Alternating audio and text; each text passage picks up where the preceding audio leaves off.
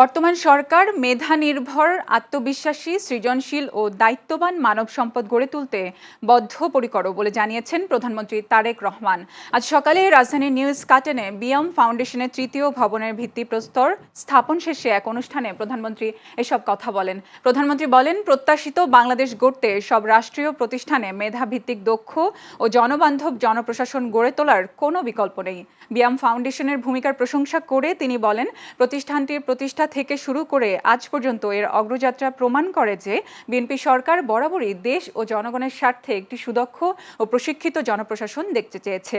একটি আধুনিক ও সমৃদ্ধ রাষ্ট্র গঠনে আমলাতন্ত্রকে আরও বেশি জনগণের কাছাকাছি যাওয়ার আহ্বান জানান তিনি। একই সঙ্গে সরকারি কর্মকর্তাদের জনগণের প্রকৃত সেবক হিসেবে গড়ে তুলতে প্রশিক্ষণের উপর বিশেষ গুরুত্ব আরোপ করেন প্রধানমন্ত্রী।